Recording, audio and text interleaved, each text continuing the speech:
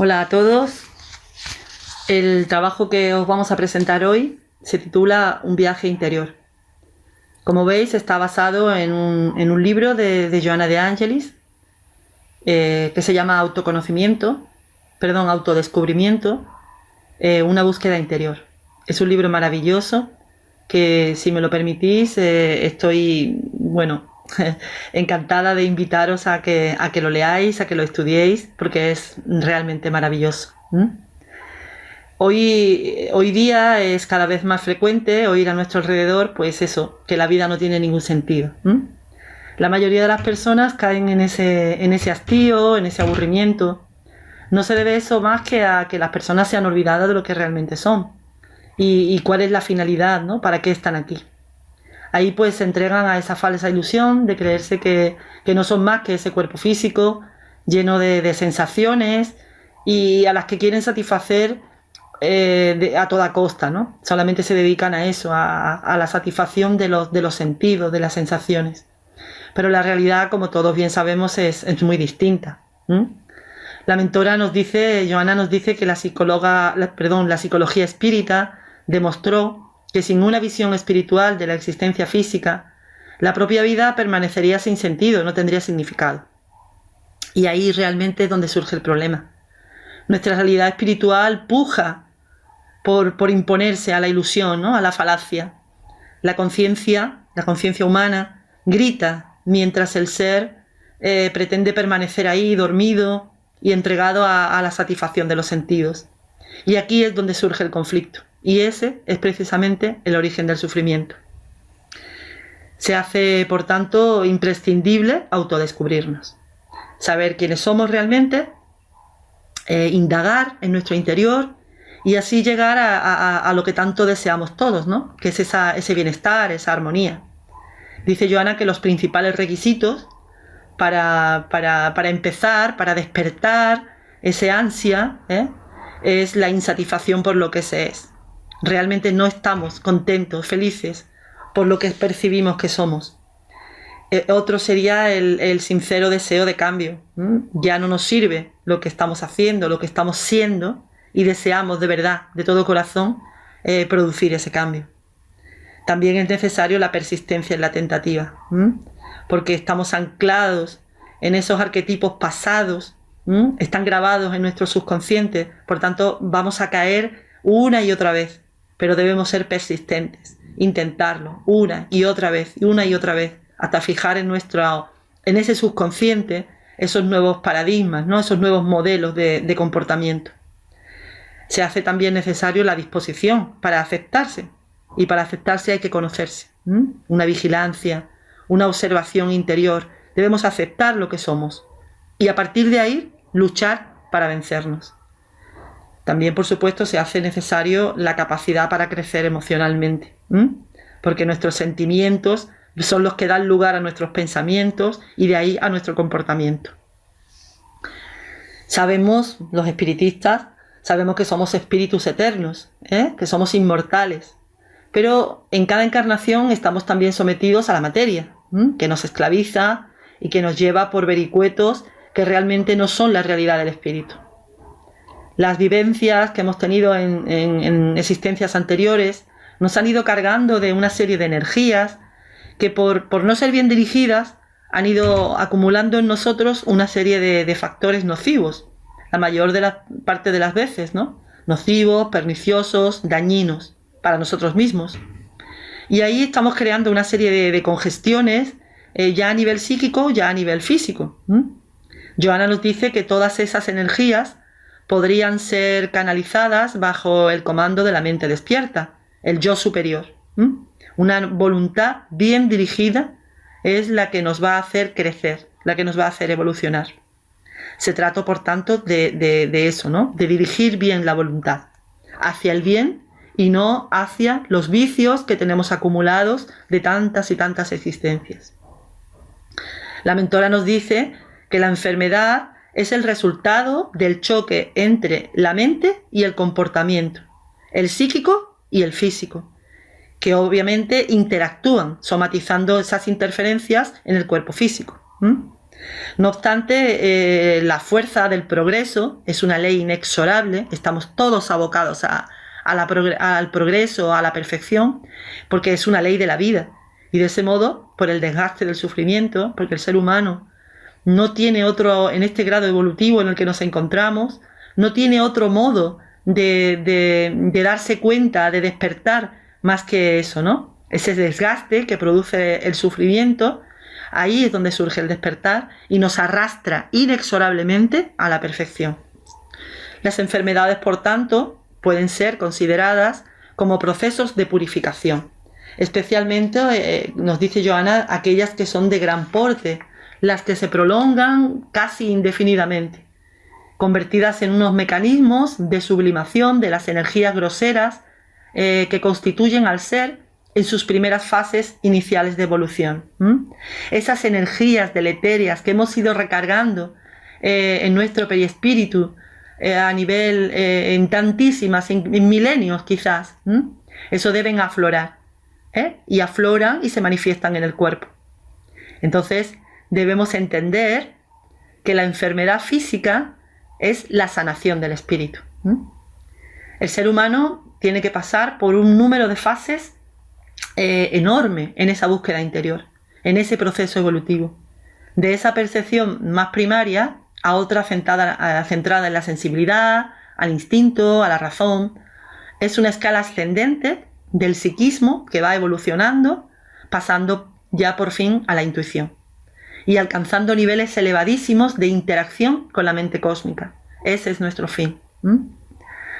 Obviamente, alcanzar ese nivel de entendimiento es un proceso arduo de crecimiento interior, mediante la constante vigilancia, el desarrollo de las potencialidades que están ahí adormecidas en nuestra alma. Somos seres hermosos, somos seres creados por Dios y tenemos que ser conscientes de esas potencialidades ocultas que a través de nuestro autodescubrimiento van a aflorar. Y ahí están esperando, ¿no?, esos estímulos que propician ese despertar y esa realización plena. Una de las principales finalidades de la reencarnación es desarrollar en nosotros el amor. Ese amor para el crecimiento espiritual y el perfeccionamiento propio. Para el ser humano, a menudo, esto es una tarea sumamente ardua, ¿verdad? Normalmente preferimos sentirnos víctimas del desamor, de los caprichos del egoísmo, del destino, y ahí nos encerramos en la rebeldía y pasando a tener pues muchísimas dificultades para expandirnos en ese sentimiento del bien que todavía no hemos comprendido. Ahí permanecemos indiferentes a nuestro prójimo, aunque este prójimo sea de lo más próximo, ¿verdad? Muchas veces son incluso miembros de nuestra propia familia. La mentora Johanna de Angelis nos dice que el amor es un alimento para la vida, que actúa en los centros del ser y armoniza los equipos electrónicos del perispíritu, responsables por la interacción espíritu-materia.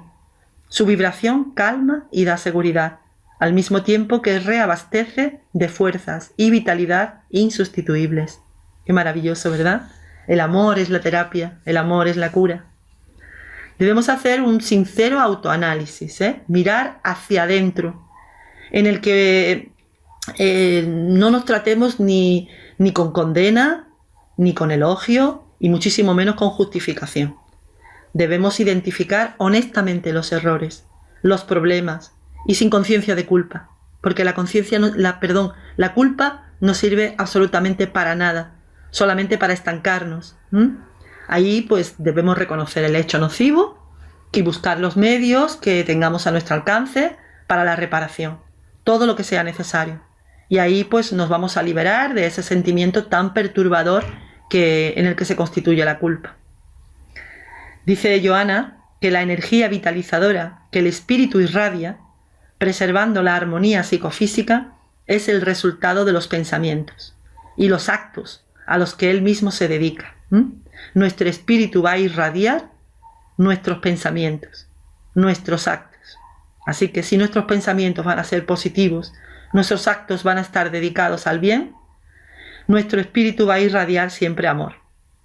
Así, en la raíz de cualquier enfermedad se encuentran los disturbios del espíritu, que ha dejado de irradiar vibraciones armoniosas, pasando a vibrar en un tenor pues muchísimo más bajo. Esto afecta a alteraciones físicas y psíquicas, se va a manifestar en enfermedades de nuestro cuerpo y de nuestra mente. Una mirada hacia el interior, hacia nosotros mismos, pero con alegría, con reflexión profunda, el cultivo de pensamientos e ideas superiores y, por supuesto, la oración. Esa es la terapia. Quizá la única terapia. Proporciona unos efectos vibratorios positivos a quien los practica y proporciona salud por el equilibrio psicofísico que permite. El amor es la única terapia. Dice Johanna que el hombre y la mujer, por su estructura evolutiva, son esencialmente seres emocionales, que estamos recién salidos del instinto, en un proceso de concientización, y se demoran en ese tránsito entre el primitivismo, la sensación, la razón, pasando por la emoción. Aunque ya tenga un nivel de desarrollo intelectual muy desarrollado, aún no posee el ser humano el control de las emociones, permaneciendo la mayor parte de veces presos de esas emociones perniciosas. La mentora nos dice que la emoción bien dirigida se convierte en una dinamo generadora de entusiasmos y fuerzas para realizaciones importantes, promoviendo a aquellos que las comandan. Se puede tornar un instrumento para la desgracia también si se escapa a nuestro control. Es decir, las emociones bien controladas nos ayudan a nuestro crecimiento, mientras que las emociones desorbitadas, desordenadas, pues nos va a llevar al sufrimiento y a la desgracia. En la relación entre las personas, las emociones juegan un papel primordial, esencial para su éxito, para que puedan contribuir para la afectividad, para generar afecto y una convivencia feliz y armoniosa. Cada persona debe hacer una sincera evaluación de su propia emotividad y averiguar si ésta se encuentra embotada, exaltada, indiferente, apasionada o bajo estímulos superiores. Si las emociones se encuentran embotadas, es que prácticamente ni siquiera las percibe, porque el individuo se dedica a buscar las sensaciones más groseras.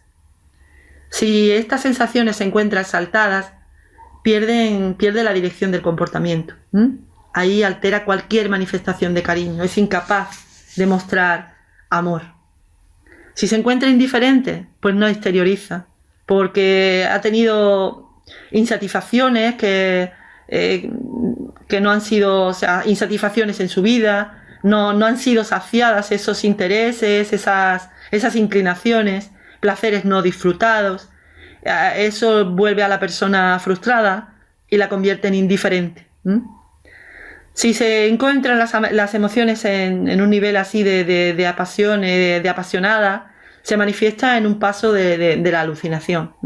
Pierde todo control sobre sí mismo, porque mantiene ahí esos remanentes de los instintos más groseros, los fisiológicos, que dejan que predominen los deseos más hedonistas, Se dedican solo al placer, a la satisfacción de los sentidos. Estos seres suelen ser infelices y egocéntricos. Dice Johanna que solo cuando se estimulan las emociones por objetivos ennoblecedores, establece paradigmas, modelos y grados de autorrealización e integración en los mecanismos de la vida. En esta escala ascendente tenemos que examinar cómo se reacciona delante de sí mismo, cuál es la conducta con referencia al prójimo y de qué forma desarrollar los valores íntimos con relación a uno mismo y a los demás. En cuanto a cómo reaccionamos delante de nosotros mismos, es importante observar que nuestra reacción emocional frente a los desafíos que se nos van presentando, ¿no? Así podemos reaccionar pues, con sentimientos de cólera, celos, amargura, odio, envidia. Y esto no nace más que del primitivismo moral.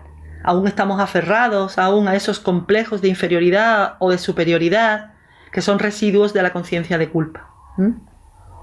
Por eso es tan importantísimo limpiar ese sentimiento de culpa que, como digo, es absolutamente inútil. Nos lleva al estancamiento, no nos ayuda en nuestro crecimiento, no sirve para nada. El otro factor a tener en cuenta sería cuál es la conducta con referencia al prójimo.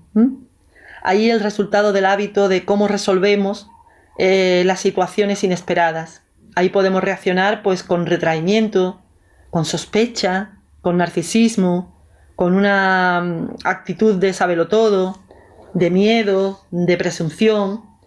Este es el resultado de una inseguridad personal. La persona que es serena, que está armonizada, no se inmuta ante las situaciones nuevas. Actúa de una manera natural y espontánea. Es abierto a las relaciones. Ahí pues respeta las ideas y las conductas de los demás, aunque no las comparta.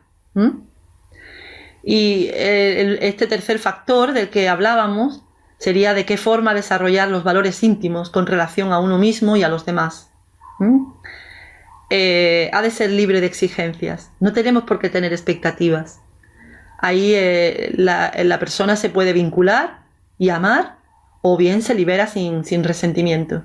Es decir, si te encuentras con una persona cuyas actitudes tú afinizas, sintonizas con ella, pues obviamente vas a sintonizar, te vas a vincular, la vas a amar, va a surgir esa irradiación de amor de tu espíritu. Si no fuera así, si fuera una persona antagónica o de sentimientos o de emociones tóxicas, pues no se vincula de ninguna manera con ella, simplemente se libera, se desconecta, pero no le guarda ningún tipo de resentimiento. Ahí la persona serena es consciente de que todo encuentro es enriquecedor, siempre lo es. Por más pernicioso que pueda parecer, siempre es necesario para nuestro crecimiento. Le va a enriquecer o bien por la empatía que produce, o bien por el aprendizaje que nos va a proporcionar. Tenemos que tener claro que las circunstancias no son las responsables del buen humor o del mal humor del individuo, sino la forma en cómo ese individuo afronta esas circunstancias. Ante una misma situación, una persona puede reaccionar de una manera negativa, tóxica, y otra, más armonizada, pues puede reaccionar de una manera totalmente opuesta. Como hemos dicho antes, aprendiendo, enriqueciéndose con ese aprendizaje que esa circunstancia le está proporcionando. Dice Johanna que el desarrollo de la emoción es un imperativo de la reencarnación del espíritu, y que adquirir la conciencia plena de la finalidad de la existencia en la Tierra constituye la meta máxima de la lucha inteligente del ser. Al final es saber quién soy y para qué estoy aquí. El problema obviamente radica en que no sabemos interpretar la realidad objetiva. No sabemos interpretarla.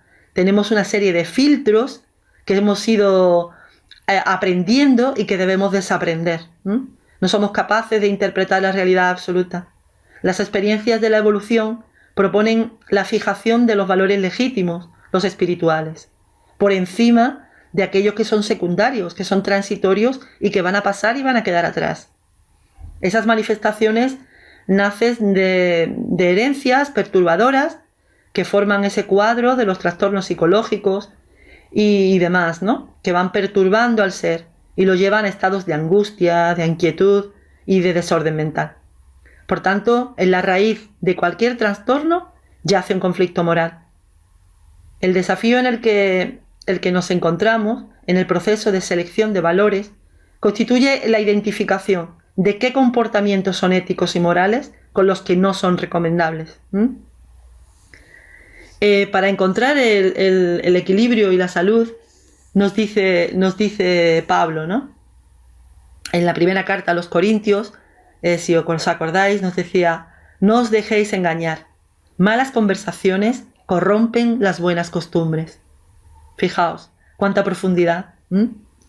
Ya que es la mente la fuente de donde proceden las malas conversaciones, y siendo el pensamiento una fuerza creadora, exterioriza ondas de animosidad que desarmonizan no solo a la persona que los emite, sino a la persona a la que alcanza si esa persona no está protegida por un elevado nivel moral.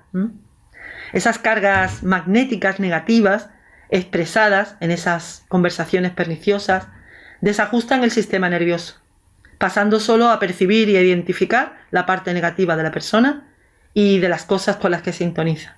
Es como si nos pusiéramos un filtro, como hemos dicho antes, y solo vemos la parte negativa. Estamos sintonizando solamente con la parte perniciosa de esa persona. Ahí eso provoca desequilibrios en la salud, produciendo enfermedades. Nos afectan al estómago y principalmente al hígado. Además alteran el humor y ahí favorecen el pesimismo, el derrotismo, incluso la depresión. La propuesta de salud es la terapia del amor. Esto lo vamos a repetir porque realmente el amor hacia uno mismo y hacia los demás es la única propuesta válida que nos puede permitir salir de todos estos escollos. El individuo debe cuidarse de sí mismo, debe discernir lo que puede y debe hacer. No puede permitirse elegir lo que le gusta, deleitarse en los placeres inferiores, en la satisfacción de los sentidos, sino que debe inclinarse a lo que debe. Volvemos a recurrir a Pablo, cuando nos dice, todo me está permitido, pero no todo me conviene. Debemos saber discernir en lo que podemos y en lo que debemos hacer. La mentora nos dice que pensar de manera saludable es un compromiso valioso para generar optimismo y paz. Debemos cultivar la confianza y la alegría en el trato con los demás, sea cual sea la circunstancia en la que nos encontramos. Irradiar un aura de paz y de serenidad que aliente a todos y ayude a todos los que tenemos en nuestro alrededor. Usar una conversación para sembrar nuevas ideas, ideas nobles, centradas en el bien, ideas felices, que estimulen la creatividad, estimulen el valor y la perseverancia en el bien. Todos sabemos que el bien es contagioso. Los trastornos del comportamiento son los efectos de conductas ancestrales. Los tenemos inscritos en nuestros subconscientes. Tenemos que cambiar esos paradigmas, esos crisoles, esos ejemplos, modelos que estamos utilizando para ver y para actuar. El periespíritu, que es el modelo del organismo somático, equipa al cuerpo con los neurotransmisores cerebrales capaces de reflejar en el cuerpo las enfermedades que necesita para el rescate. Por tanto, cada uno vamos a tener el cuerpo que necesitamos para nuestra evolución. Como volvemos a decir, la enfermedad es una bendición, porque son producto del pasado que se está manifestando hoy en nuestro cuerpo. Eso quiere decir que ya está saliendo hacia afuera. Está sublimando esas emociones. Según se responda a esas actitudes, bueno, salvo en algunas excepciones graves, ¿no? Como es, por ejemplo, el autismo o la esquizofrenia, en la que estos enfermos pues están muy limitados en sus actuaciones. Pero para el resto, según se responda a la enfermedad, de ahí va a depender que recuperemos la salud o que nos agravemos en esa enfermedad. Vamos a ver qué repercute, qué es lo que realmente influye, ¿no?, en esas enfermedades. Vamos a hablar de los sicarios del alma. Y ahí vamos a hablar por ejemplo, vamos a empezar hablando del pasado. Normalmente las personas que erraron se lamentan por ello, ¿no? Nos entristecemos y solemos crear una conciencia de culpa que nos lastima, que nos perturba. Debemos ser conscientes de que el pasado ya pasó. Y aunque no debe uno ignorarlo, sí debe saber gestionarlo. Hay que analizar el hecho, aquel hecho pernicioso que nos está produciendo ese sentimiento de culpa. Y debemos buscar los medios de reparación a nuestro alcance. No debemos quedarnos en el fango, en el ciego de la culpabilidad, sino buscar reparar, arreglar lo que hicimos. Cualquiera de nosotros que haya cometido errores, que hemos dañado al prójimo, también habremos hecho algunas obras nobles, que nos hayan generado ciertas simpatías. A eso es lo que nos tenemos que agarrar, porque hemos creado nexos de afecto, de cordialidad. Johanna nos dice que no hay nadie que esté destituido de valores positivos y de conexiones emocionales generosas. En ese examen íntimo, sincero, debe prevalecer un factor, el autoperdón. Debemos autoperdonarnos. Ya es hora de parar y perdonarnos. Cuando nosotros actuamos de aquella manera errónea, aquel hecho que nos produce este sentimiento de culpabilidad, esa forma de reaccionar respondía al estado evolutivo en el que nos encontramos en aquel momento. Si hubiéramos estado más evolucionados, habríamos actuado de otro modo. Eso no quiere decir que hayamos actuado correctamente, ¿eh? No queremos justificar aquel acto errado. Lo que significa es que nos estamos dando la oportunidad de corregir, de reparar aquellos perjuicios que causamos. Además, gracias a ese planteamiento que hacemos hacia nosotros mismos, eso nos va a hacer que sea muchísimo más sencillo el perdón de los demás. Porque las mismas circunstancias que nos ha afectado a nosotros, les ha podido afectar a ellos. Eso nos va a hacer muchísimo más humildes y nos va a permitir con muchísima más facilidad perdonar al otro. Debemos además corregir el resentimiento, un sentimiento tan pernicioso y tan inútil. Ese resentimiento debemos sanarlo, tanto si fuimos víctimas como si fuimos verdugos. Estamos hablando de víctimas y verdugos en función de ese hecho que nos está provocando ese sentimiento de culpabilidad, porque ya sabemos que nadie es totalmente víctima ni totalmente verdugo, pero lo estamos hablando para ese hecho que nos está produciendo esa perturbación. En el primer caso, si fuimos víctimas, debemos comprender y aceptar que las circunstancias de aquel momento llevaron a ese hecho infeliz y que estas son ahora otras circunstancias totalmente distintas.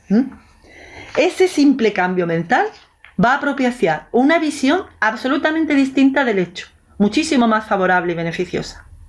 En el segundo caso, si fuimos verdugos, pues es necesario reconocer el perjuicio causado, tanto para la recuperación íntima, personal nuestra, como para tranquilizar a la persona agraviada.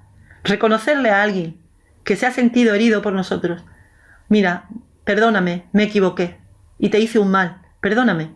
La persona enseguida va a bajar esa vibración perniciosa que está emitiendo hacia nosotros. La vamos a tranquilizar. Todo hecho pasado debe servirnos como un valioso aprendizaje. Debemos entender que ese dolor que hemos producido o que nos hemos producido, debemos obtener ese aprendizaje de cómo se debe y cómo no se debe actuar. Johanna nos dice una frase corta pero tajante y tan valiosa, ¿no? Dice: lección anotada, aprendizaje garantizado. Maravilloso. Otro sicario del alma es la incertidumbre del futuro. Tenemos miedo al mañana. Casi siempre pensamos en el futuro y lo esperamos en función de las experiencias dolorosas que hemos tenido en nuestro pasado. Y ese es el motivo de que nos lo planteamos pues con miedo, con temor, con desconfianza. Es que son paradigmas que están inscritos en nuestro subconsciente, porque no lo hemos logrado eliminarlos. No hemos hecho ese autoanálisis, ese autoestudio para poder limpiarlo de nuestro subconsciente. Por lo que percibimos el futuro con aquellos modelos, con incertidumbre, que nos provoca pues muchísimas perturbaciones. Johanna nos dice que la actitud correcta está en vivir cada momento intensamente, por cuanto cada minuto que se acerca y pasa es el futuro que llega y se transforma en pasado. ¿Verdad? Ahí nos damos cuenta de que realmente el pasado y el futuro no tienen entidad. Lo que realmente existe es el presente. Lo que yo acabo de decir ya es pasado.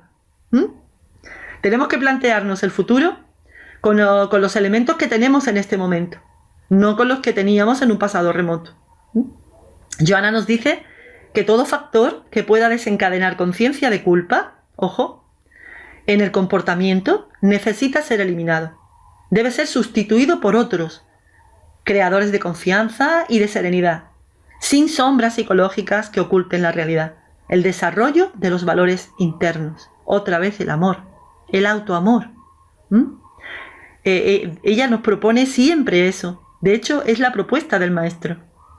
La terapia ideal para conseguirlo es, pues, repetirnos afirmaciones positivas, la autosugestión optimista, la interiorización a través de la oración. La oración es el baluarte más importante que tenemos y los espiritistas ya lo conocemos. Debemos meditar. Y el servicio de amor al prójimo. Salir de nosotros mismos, salir hacia afuera y volcarnos en el bien. Así el futuro se va a ir haciendo presente. Y luego pasado, pero sin inseguridad ni incertidumbre, con unas expectativas y de éxito que se van a hacer verdad, se van a hacer realidad. Otro sicario del alma, el desconocimiento de sí mismo. Por eso hoy estamos haciendo este pequeño trabajo, este estudio, ¿no? el autodescubrimiento. A menudo es que damos demasiada importancia a la opinión de los demás, a la propia apariencia, a la exterior, nuestro físico, a las conquistas materiales, a la convivencia social. Nos envolvemos en disputas insignificantes, en bobadas, y ahí nos envolvemos en esa superficialidad. Y eso nos lleva al olvido de nosotros mismos. Es como una fuga, ¿no? Nos descuidamos y permanecemos ignorantes a la auténtica realidad y de nuestros potenciales. Somos seres hermosos, repito. Somos creación divina. Solo esos potenciales están ahí ocultos. Solamente necesitan esos estímulos para que afloren hacia afuera. Si no lo hacemos, pues eso, perdemos los parámetros del equilibrio. No somos capaces de analizar correctamente los acontecimientos y caemos en la autocompasión, en la depresión, en la tristeza. Ahí perdemos por completo la autoestima. Caemos en pensamientos derrotistas, en los largos periodos que nos dedicamos a la inacción física, a la inacción mental. Eso debemos llenarlos de otro modo distinto. Debemos ser conscientes de que los acontecimientos aflictivos son experiencias que nos van a iluminar y que son imprescindibles para nuestro crecimiento interior. Son las herramientas que la providencia pone en nuestro camino para nuestro crecimiento. Y son la finalidad. La educación es la finalidad para la educación del espíritu, del yo superior. Se hace necesario un estudio serio, profundo, constante de uno mismo, que nos lleve a la autoconcienciación. El autoanálisis del comportamiento mental, emocional, psicosocial, todo comienza en la mente y se hace necesario el ejercicio de pensar bien. Tenemos que ejercitarnos. Igual que ejercitamos el cuerpo físico, tenemos que ejercitar la mente para cambiar los paradigmas. Debemos ejercitar el pensar bien, eliminando los pensamientos negativos a los que estamos acostumbrados de tanto tiempo que están ahí enquistados. Debemos mantenernos vigilantes contra todos los hábitos perjudiciales de la autocompasión, cuidado, de la autocensura, de la censura del comportamiento de los demás, de la autopunición. Estamos siempre autocastigándonos de mil maneras, la mayor parte de las veces de manera inconsciente. Debemos ser vigilantes con la desvalorización personal, tanto la propia como la ajena, de la envidia, de los celos, de la rabia. Ahí debemos sustituirlos por pensamientos de altruismo, de fraternidad, de amor a uno mismo y al prójimo. Es preciso reaccionar insistentemente a los pensamientos negativos. Debemos generar armonía, valor para enfrentar todo cuanto se presente. El que se conoce a sí mismo sabe de qué recursos dispone y la función que tiene que desempeñar en su existencia, que son los dos baluartes de la felicidad. Esa comprensión le va a proporcionar al ser dignidad, entusiasmo y seguridad en la victoria. Vamos a vencer, estamos convencidos de que estamos abocados al triunfo. La mentora nos dice que el autodescubrimiento facilita la humildad delante de la vida, sin postura humillante, porque permite la irradiación del amor desde el centro del sí, consciente de su realidad y de su origen divino. Somos de origen divino, somos seres hermosos. Vamos a descubrirlo. Vamos a hablar también de vicios mentales, a los que, bueno, pues de momento todos adolecemos de ellos, ¿verdad? Vamos a empezar hablando por la insatisfacción. Tenemos una imagen distorsionada de la realidad, debido a esos hábitos mentales que hemos mantenido durante tantísimo tiempo y que han permitido, pues eso, la evasión de la realidad, el disfraz. A medida que vamos ampliando nuestra visión, se hace más fácil una amplitud psíquica y vamos a adquirir nuevos mecanismos mentales. Los valores que damos como verdaderos son los que nos hacen ver la realidad de una manera distorsionada. Están automatizados. Es que realmente no nos paramos a reflexionar si son ciertos o no. Por eso es tan importante mirar hacia adentro y conocernos realmente. La falta de autoestima se genera por una visión errónea que tenemos de nosotros mismos y de los demás. Nosotros Solemos infravalorarnos, aunque no lo exterioricemos, pero interiormente nos infravalorizamos, mientras que supervaloramos a los otros, manteniendo una especie de competición absurda con los demás.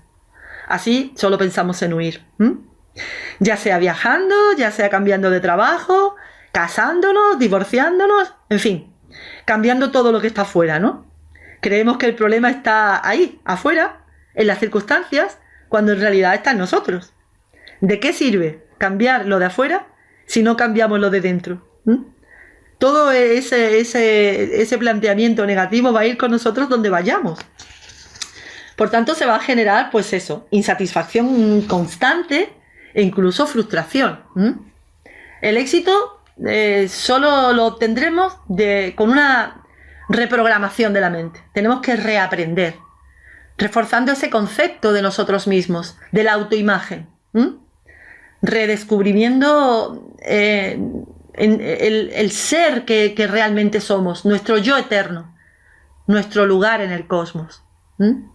Así descubrimos que todos somos diferentes, que todos tenemos distintos desafíos y que todos estamos en una lucha constante. Y que cada victoria nos va a llevar a otro desafío. Así, uno tras otro, hasta llegar a la perfección. Cuanto más nos estudiamos, más descubrimos y más posibilidades tenemos de conocernos. Cada vez más, cada vez un poquito más. Nuestra mente no está acostumbrada a esa vigilancia constante. Pues ¿qué va a pasar? Pues que va a caer muy a menudo en los viejos hábitos.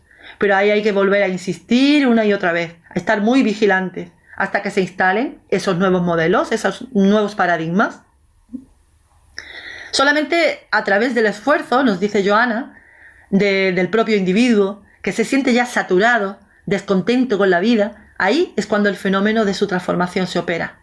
Cuando ya no podemos más, bajamos los brazos y decimos, se acabó. Este camino recorrido hasta ahora no me sirve, tengo que cambiar. Otro vicio mental es la indiferencia. Ahí se trata de una especie de apatía que se presentan principalmente de dos tipos. En un primer caso es una situación depresiva y que domina el estado emocional de la persona y que va impidiéndole realizar sus actividades normales de la vida. Pierde el interés por cualquier objetivo. Es un estado tormentoso, muy doloroso, que poco a poco pues, le va aislando de la realidad, le aísla de los demás e incluso le aísla de uno mismo. En el segundo caso, pues es una apatía que resulta del vicio mental de no preocuparse por los demás ni por su entorno. Es egoísmo puro. Normalmente esto proviene de decepciones en las relaciones, en su propia existencia. Como no puede conseguir lo que quiere, pues se refugia en la indiferencia como si nada le importara, ¿no? De hecho, nada le importa. Ahí se ha dedicado a la valoración de lo superfluo por encima de lo esencial, que es la propia vida, y que suelen utilizar de una manera egoísta, sin respeto por uno mismo, por su propia vida, ni por los demás. Es una actitud, como vemos, egocéntrica y es producto de la inmadurez psicológica, ¿no? Por sentirse desconsiderado, desamparado, que no tiene oportunidades. Johanna nos dice que para este tipo psicológico es más fácil entregarse a la indiferencia en una postura fría de enemigo de todos que luchar contra las causas de ese comportamiento realmente. La indiferencia es un grave vicio mental, porque mata los sentimientos y puede llevar a la persona a patologías graves si no se ataja, ¿no? A veces se inicia como un mecanismo de defensa, pero toda cuestión que no se resuelve vuelve a aparecer, pero mucho más intensa. Se trata pues de un mecanismo de fuga, de huida, ¿no? Y que tiene como resultado pues un estado anestésico, sedante y que es muy tóxico y muy difícil de superar. Por eso hay que atajarla cuanto antes. Cuando empieza a aparecer, ahí empezamos a trabajar. De ahí la importancia de la vigilancia constante. En estos casos la terapia más eficaz es, como decimos siempre, es la terapia del amor. Es salir de uno y la entrega al prójimo. Hay que entregarse en estos casos a las personas que tienen ganas de vivir, a las que portan ese sentimiento de compañerismo, de afecto, de paz. Así se descubre a uno mismo en el otro. Otro vicio mental, el pánico. El pánico. Bueno, podemos decir que el miedo en sí no es negativo. Nos sirve para ponernos en alerta, para protegernos. Pero se convierte en pánico cuando es irracional y cuando desequilibra a la persona. Suele tener la raíz en el proceso educativo en la infancia, en la que sometemos muchas veces a los niños con chantajes, principalmente afectivos. Así pasa a tener el miedo de perder el amor y entorpece su desarrollo, su madurez afectiva y lo vuelve un adolescente inseguro y un adulto que no se siente merecedor de afecto y de respeto. Del mismo modo ocurre con las amenazas o las negociaciones, que crea seres pues asustados, amedrentados. Tenemos que tener mucho cuidado con eso, con los niños, porque si normalmente lo hacemos así, ¿no? Si no haces esto, ya no te quiero. Si no lo haces bien, ya no te doy esto. Entonces estamos creando a un niño con una inseguridad en la que cree que puede comprar el amor. Y si no hace las cosas porque al final no va a satisfacer las expectativas de los otros, pues no se va a considerar si ese niño que se ha convertido en adulto, si no ha sido capaz de sanar, si no ha sido capaz de madurar psicológicamente, se va a considerar que no es apto, que no tiene merecimiento de amor y de afecto. La terapia de la liberación tiene que ver con la transformación moral de la persona. Ahí la meditación, la oración y las acciones benéficas. La elevación moral le va a permitir discernir sobre cualquier injerencia perniciosa, ya sea del pasado, ya sea de la propia mente, ya sea de una mente ajena, ya sea de una mente ajena encarnada o desencarnada, porque esto también son puertas para la obsesión. Otro vicio mental, el miedo a la muerte, que son los que hemos tocado. El miedo a la muerte es, en principio es el resultado del instinto de conservación. Obviamente esto es beneficioso para la conservación de la vida. Sin embargo, es un entendimiento incompleto, pues da a entender que es el final, ¿no? Que la muerte física es el final de la vida. La muerte es parte del proceso de la misma. La ignorancia de la realidad del espíritu, que cree que el Dios, el poder divino, tiene sentimientos arbitrarios, que es apasionado, que lo estamos humanizando, que perdona o que condena de manera caprichosa. Así, las conciencias culpables, es decir, la de todos, tienen miedo de encontrarse con él, porque temen ser castigados duramente en función de esa carga, ¿no? que vienen arrastrando. Cuando comprendemos la vida como un todo, en el que la muerte no es más que, el abandono del cuerpo físico en un proceso de ascensión, de conquistas morales, ahí nos permite verla de una forma más natural, con equilibrio. Así el miedo a la muerte desaparece. Como veis, está basado en la ignorancia. ¿Cuáles son los contenidos perturbadores? Pues vamos a empezar hablando de la rabia. La rabia, que aparece muy frecuentemente y provoca en el cuerpo físico un elevado nivel de adrenalina en el torrente sanguíneo. Y ahí produce alteraciones tremendas a nivel físico, pero también psíquico. Es normal sentir rabia en algún momento. Lo pernicioso es solo parla, rumiando en silencio aquello que lo provocó, o autocompadecerse, sintiéndose víctima de la injusticia, el deseo de venganza, la agresividad. Cuando decimos que no es bueno reprimirla, no queremos decir que tengamos que tener esos comportamientos perniciosos, pero sí la podemos exteriorizar y decir, esto, cuando he sentido rabia por algo, pues decir, mira, esto no me parece bien, esto me ha provocado tal, ¿no? Pero es que realmente, a lo mejor el hecho no es el que está provocando esa rabia, ¿no? La sensación de rabia tiene su origen en conflictos no digeridos del pasado. Eso lo tenemos ahí como en pequeños archivos, que se ocultan en el subconsciente y que se activan cuando un hecho equivalente, que se siente ahí como conectado, lo hace reaccionar, ¿no? Es propia de personas con baja autoestima, con inseguridad, en conflicto consigo mismas, y la utilizan como cortina de humo para ocultar su propia deficiencia. ¿No habéis visto personas que reaccionan ante cualquier nimiedad de una manera desorbitada? No es el hecho el que lo está provocando, es que ha activado esos archivos subconscientes, que están manifestando la propia deficiencia de la persona. Cuando un estallido de rabia pues afecta a nivel físico y emocional. A nivel físico produce pues disturbios en el sistema nervioso, produce indigestiones, diarreas, acidez, inapetencia o glotonería, como autopunición. Es una forma de autocastigarnos. A nivel emocional, pues produce nerviosismo, amargura, ansiedad, depresión, incluso tumores. Ocultarla realmente no sirve para nada, pues derivaría en el resentimiento, del que vamos a hablar luego. La terapia no es otra que el cambio mental. Desde que reconozcamos que el ofensor es alguien que está mal consigo mismo, esa persona que ha tenido ese estallido, tenemos que ser conscientes de que el problema no está en nosotros. Es esa persona que está alterada consigo misma, está enfermo.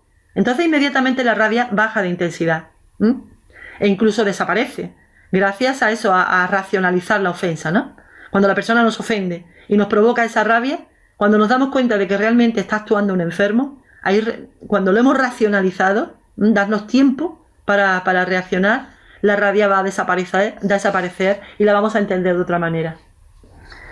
En el caso del resentimiento, cuando la rabia no se expresa, cuando no se libera de una forma sana, pues se vuelve en forma de resentimiento.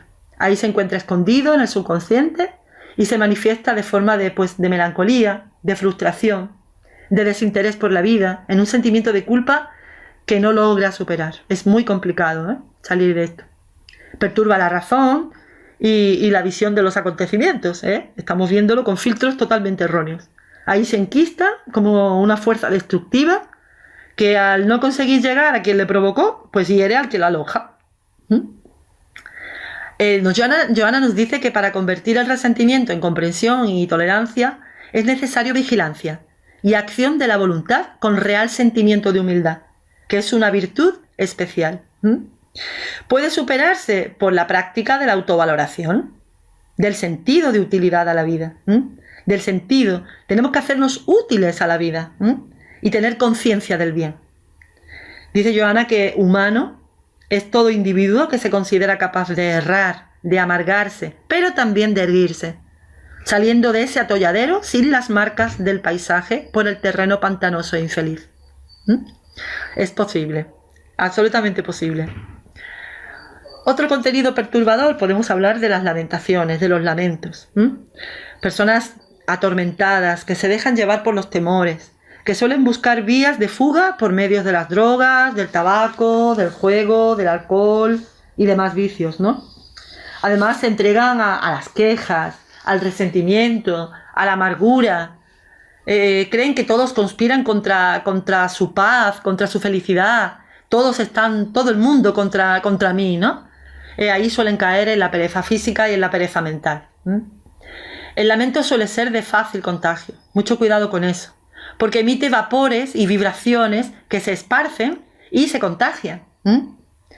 La evolución personal requiere de ese esfuerzo, y que esa ociosidad mental y física a la que se entregan debe llenarla pues con cosas positivas, con pensamientos, con obras buenas, obras en el bien, edificantes, porque estamos eliminando sentimientos negativos y sustituyéndolos por pensamientos positivos.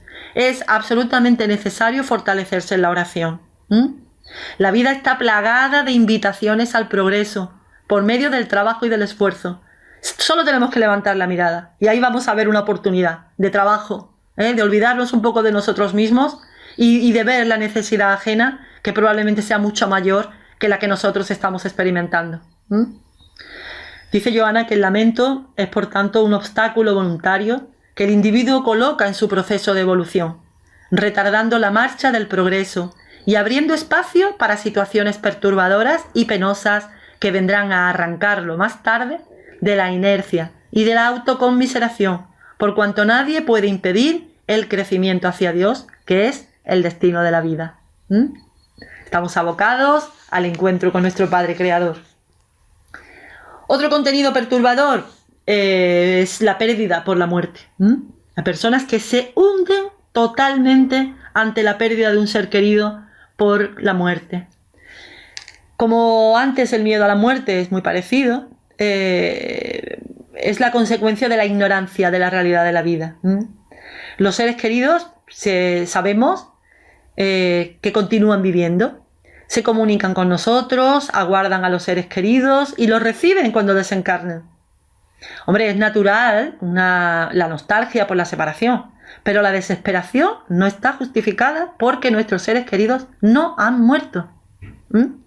Tenemos que recordar los momentos felices, repartir sus pertenencias con los necesitados en su nombre, envolverlos en oraciones, tener siempre pensamientos amorosos hacia ellos. Con esos recursos valiosos nos vamos a ayudar a nosotros y los vamos a ayudar a ellos. Este contenido perturbador que estamos hablando de la pérdida de la muerte tiene su raíz en la ignorancia de la realidad de la vida. Por eso es tan importante la divulgación de esta doctrina, porque explica realmente que la muerte no existe. Vamos a hablar de una última perturbación, que es la amargura, que puede tener sus raíces en existencias pasadas o también en la presente. Se manifiestan como melancolía, tristeza, nostalgia. Debe ser racionalizada y así recuperar la alegría de vivir, tomando parte en el ámbito social. Otra vez lo mismo, salir de nosotros y darnos al otro. La práctica de pensamientos positivos, la reflexión, el contacto con la naturaleza, también muy importante, la ayuda a los demás. Estos son los mecanismos para liberarse de la amargura. Volvemos a hablar de lo mismo. La terapia del amor es la única terapia para poder sanarnos. Dice Joana, y escuchad bien, porque este mensaje es de un calibre maravilloso. Dice: la criatura humana existe para amar, para amarse y para ser amada. ¿Qué os parece? ¿Y los sentimientos? ¿Son amigos o son adversarios? Joana hace un estudio profundísimo en este apartado. Habla del amor en todas sus vertientes, desde el más egoísta, más materialista, hasta el amor más sublimado. Aquí vamos a reflejar solamente la parte positiva de los sentimientos. Entonces, ella dice que el amor es el cimiento más vigoroso para la construcción de una personalidad sana, por ser el generador de un comportamiento equilibrado, por proporcionar la satisfacción estética de las aspiraciones y porque estimula al desarrollo de las facultades de engrandecimiento espiritual que duerme en los tejidos sutiles del yo profundo. Tenemos que despertar, sacar esas grandes potencialidades que tenemos en nuestro interior, y solo el amor es el resorte para que despierte. Solo cuando el amor es capaz de embellecer la existencia, cuando proporciona una vida psíquica sana y emocional enriquecedora, ahí es cuando es un amor legítimo y nos libera del ego. Es generador de energía creadora, de energía reparadora. Este es el amor en estado de plenitud. Muy lejos aún de cómo lo vivimos nosotros, que aún lo relacionamos con el instinto, con el deseo de posesión, pero el ideal es el que expone el maestro. Otros sentimientos serían pues el sufrimiento. Los sufrimientos son efectos del mecanismo evolutivo, del aprendizaje de nuevas experiencias. ¿Cómo nos lo tomamos? ¿Vamos a sufrir o no? De la ascensión del ego hacia el self, hacia el espíritu. El amor es el único bálsamo, como ya nos lo dijo Jesús. La salud plena y el no sufrimiento son las metas que lo aguardan al ser humano en el proceso de conquista por los largos caminos de la evolución. La canalización de la mente hacia el bien, el ideal, el amor, ese es el antídoto para todos los sufrimientos, por cuanto del pensamiento a la acción media apenas un primer paso. ¿Cómo tomamos las circunstancias nos va a hacer sufrir o no? La comprensión de que las circunstancias dolorosas nos están haciendo crecer, nos hacen dejar de sufrir. Otro sentimiento que Joana lo llama estar y ser. Las personas psicológicamente inmaduras tienen un enorme temor a las críticas, que es consecuencia de la propia inseguridad. Esto provoca miedo al fracaso o falta de estímulos para emprender cualquier proyecto. Así pues se obstaculiza para realizaciones que le enriquezcan en el crecimiento, dejando de ser feliz para estar bajo cruciales tormentos, nos dice Johanna. Esto suele convertirse en un feroz, estas personas suelen convertirse en críticos feroces de los demás, ¿no? Transfiriendo pues sus propias limitaciones. No expresan sus sentimientos ni sus opiniones y las van cambiando con el propósito de agradar. Se asientan en esa posición de estar, dejando de lado lo que realmente es. Lo que se está, se deja, pasa. Lo que se es, permanece, nos dice Johanna. Es un estado continuo de fingimiento. Dice Johanna que la autocrítica sincera, los ejercicios mentales estimulantes, las conversaciones edificantes, la naturalidad delante de las censuras, proporcionan recursos valiosos para el descubrimiento del sí, de sus potenciales disponibles y aún no utilizados. Vamos a dejar de estar y vamos a empezar a ser. Otros sentimientos sería la abnegación y la humildad. La verdadera abnegación y humildad surgen de sentimientos elevados del ser. La humildad es reconocer la propia pequeñez ante la grandeza universal, ante nuestro Padre Creador. Facilita, pues, sencillez de nuestro corazón y el respeto por uno mismo y por todo. Conduce a la abnegación y al sacrificio sin ostentación, porque entonces no sería real, ¿no? Esto no depende ni de convicciones religiosas, ni de filosofías, lo que depende es de una verdadera conciencia de sí mismo. Ambas son de enorme importancia, ¿no? Las convicciones religiosas y la filosofía nos pueden ayudar a llegar, pero no dependen de eso. Desarrollar estos sentimientos de abnegación y humildad nos van a llevar, nos van a ayudar en el progreso personal y social, porque dignifican al ser humano y al grupo, humanizándolo cada vez más. Dice Johanna respecto a la humildad, que es activa, combatiente y decidida, siendo más un estado interior que una representación externa. Y en cuanto a la abnegación, dice, se muestra con jovialidad, en la alegría de vivir y en la felicidad de ser útil. Otra vez, ser útil a la vida. Vamos a hablar ahora sobre el triunfo sobre el ego. Y vamos a empezar hablando sobre la infancia psicológica. La madurez psicológica es muy compleja y exige de un enorme esfuerzo y de una actividad continuada a nivel moral y una cuidadosa realización y vigilancia personal. Tanto la rigidez como la negligencia en la educación del niño van a generar miedos y comportamientos extraños que van a continuar en la vida adulta, volviéndolo inseguro, pusilánime, desorganizado, dependiente. Esto es la infancia psicológica. Que no estamos hablando solo de niños, estamos hablando de infancias psicológicas en los adultos. Así, estas personas adoptan mecanismos psicológicos de fuga, enfermando o considerándose incapaz y normalmente cayendo en la depresión. A veces se dejan embargar por los celos, por la amargura, por la rabia, por el resentimiento, por todos esos sentimientos negativos que hemos estado hablando antes y que son verdaderos sicarios de nuestro espíritu. El adulto que no maduró se siente dislocado, totalmente descolocado, totalmente separado de su verdadero ser y del medio que lo rodea. Busca placeres que nunca va a saciar ese vacío que siente. Cuando se equivoca, se perturba. Tiene un comportamiento propio de los niños, se manifiesta en los adultos inmaduros, manifestándose pues eso, sin saber manejar la frustración.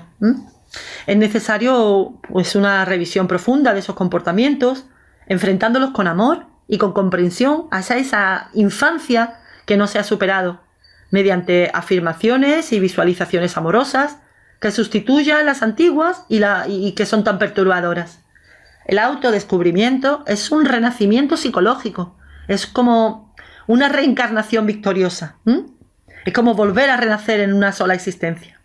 Dice Johanna que la reflexión en torno de los objetivos de la existencia física es imperativo y relevante para la madurez psicológica, factor indispensable para la armonía del individuo que se abre al sí profundo.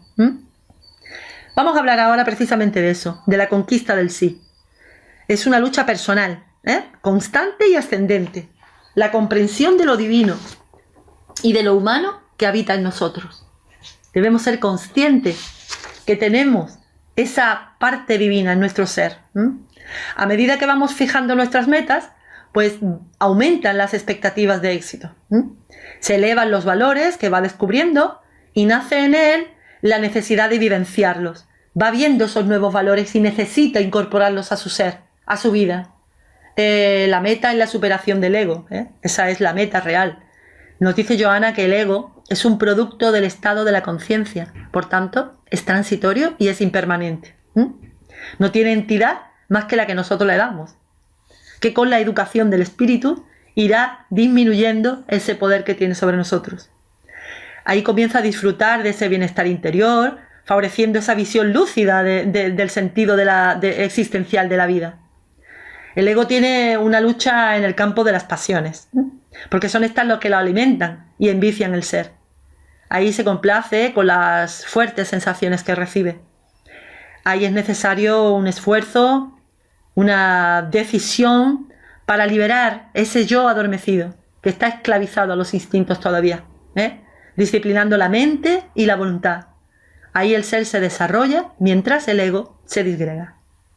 Dice Johanna que el ser humano siempre buscó las cumbres de la sensibilidad altruista, conquistando el espíritu, en el real, mediante la superación de los implementos materiales que le sirven de factor preponderante para el desarrollo de los valores preciosos que en él duermen, herencia de su origen divino espiritual.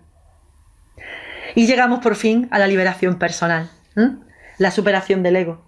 Permite al ser identificarse, revelarse, manifestándose como lo que realmente es, de procedencia divina.